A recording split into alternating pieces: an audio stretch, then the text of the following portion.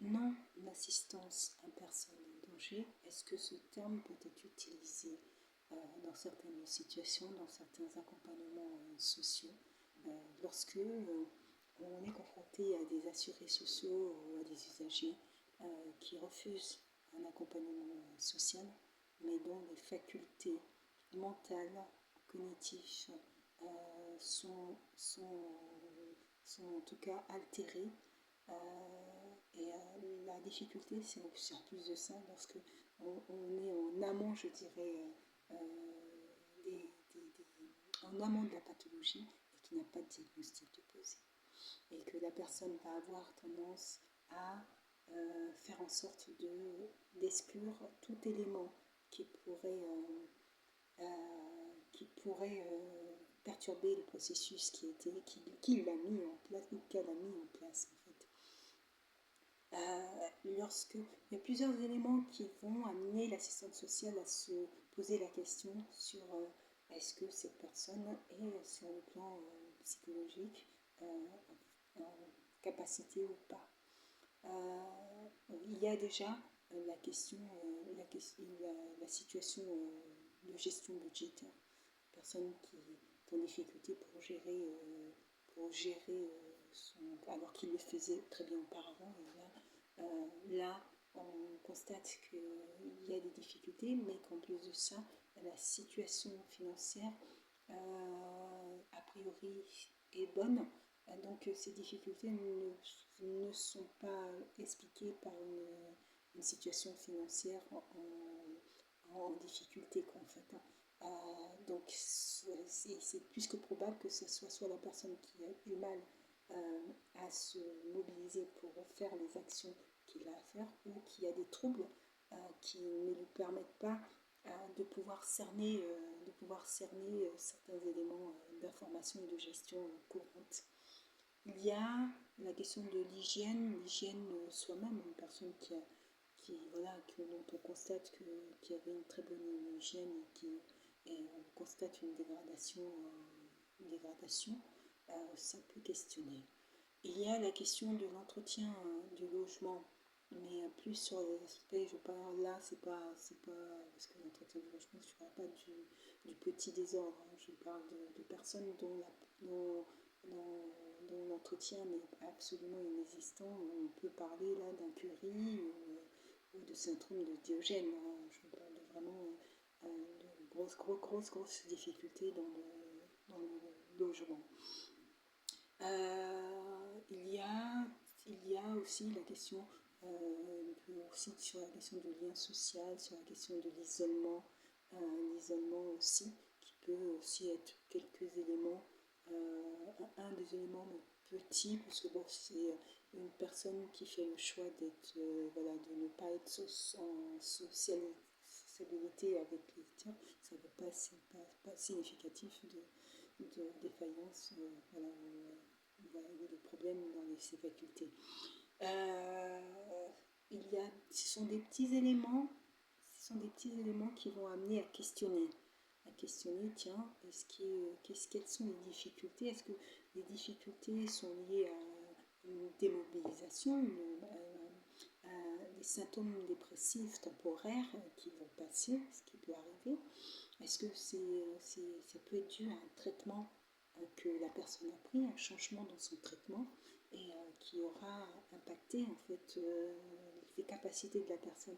Mais si le traitement s'arrête, il va peut-être retrouver ses capacités. Donc quelle est l'origine de ces différences? Quand je parlais de non-assistance à personne en danger, c'est que en tant que travailleur social, autant lorsque la personne ne souhaite pas être accompagnée, que cette personne a toutes ses facultés, nous avons à respecter le choix de la personne. Le travail social ne s'impose pas aux personnes. Lorsqu'une personne souhaite être accompagnée, la personne met tous les moyens met les moyens en œuvre pour que l'accompagnement puisse se faire, et que l'accompagnement a un début, et c'est pourtant un accompagnement social à une fin.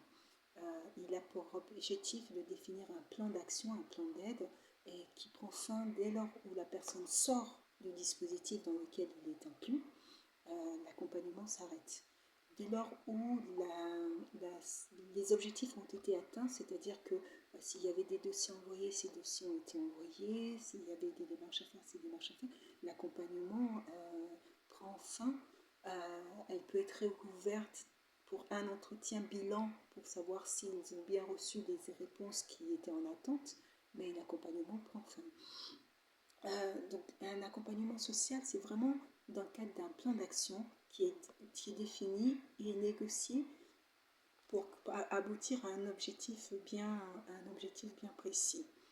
Et donc qui a une fin, puisque lorsque les objectifs sont atteints dans le cadre de ce plan d'aide qui est mis en place, l'accompagnement s'interrompt. D'une part parce que des demandes d'assurés sociaux d'usagers sont énormes et qu'il n'est pas possible de maintenir des accompagnements sur X temps qui ne s'expliquent pas pour des motifs d'ordre sociaux. L'éthique, le professionnalisme est essentiel et primordial dans le travail que l'on fait et on observe j'observe qu'aucune situation n'est gérée de la même manière. Il n'est pas possible de gérer de la même manière parce qu'on a affaire à de l'individu et que face à de l'individu, déjà d'une part il faut l'adhésion, il faut prendre en compte l'état d'humeur de la personne, il faut son adhésion à l'accompagnement qui est mis en place et en fait il faut aller au rythme de la personne.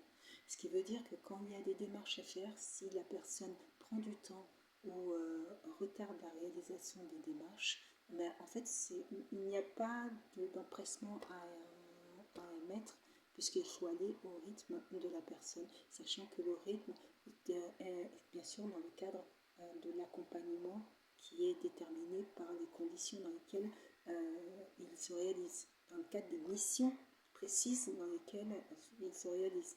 Lorsque j'interviens dans un dispositif, j'interviens dans le cadre de ce dispositif-là, avec des missions qui sont définies dans le cadre de ces dispositifs-là. Mais il faut éviter un maximum de sortir, un maximum de ce cadre-là, parce que de sortir de ce cadre-là, ça peut être préjudiciable. D'une part, ça sort de l'éthique et du professionnalisme, et c'est important et c'est essentiel d'être toujours dans le professionnalisme et dans la droiture, dans ce qui est mis en place. Aucun accompagnement n'est identique. On peut avoir des caractéristiques qui paraissent similaires, mais dans la réalité, on n'est pas du tout sur des faits identiques. Une personne dont les facultés mentales sont altérées est une personne qui peut être en danger, qui peut se mettre en danger lui-même ou mettre en danger les autres. Si vous laissez une personne, imaginons, je dis ça comme ça, qui a le gaz dans son logement, ou une personne qui laisse une bougie, ça c'est un fait réel, qui laisse une bougie et que cette bougie prend feu dans son logement. Et si une personne dont les facultés sont altérées et que c'est un risque et qu'il y a plus que ces éléments, il y a d'autres éléments qui font que on suspecte qu'il y a une problématique, mais que l'isolement de la personne rend difficile l'accompagnement, on ne peut pas, en tant que travailleur ou travailleuse sociale, abandonner la personne. Il faut poursuivre jusqu'à éclairer, étayer la situation de santé de la personne. Il faut être sûr que on n'est pas face à une personne qui, sur le plan de la maladie, a besoin d'aide et qui n'a personne pour l'aider. Mais il faut aussi pouvoir agir toujours dans un cadre éthique et déontologie important et toujours penser aussi aux effets sur les personnes. Souvent, on peut, en tant que travailleur social, lorsqu'on constate l'altération des personnes et qu'on a des difficultés, qu'il y a un risque pour la personne, il y a une possibilité de faire un signalement, par exemple, au procureur. Attention, les signalements ne sont pas anodins, ça a un impact. C'est un impact dans la relation de confiance déjà qu'il y a avec la personne, parce qu'on fait le choix de manière responsable de signaler un danger, c'est qu'on a balayé tous les champs de possibilités et toutes les possibilités de pouvoir venir en aide à cette personne de manière, voilà, de manière apaisée. Parce que après, là, l'individu qui découvre qu'il fait l'objet d'un signalement au cœur, bien sûr, je pense qu'au niveau de la confiance, on en a une confiance qui est rompue. Voilà.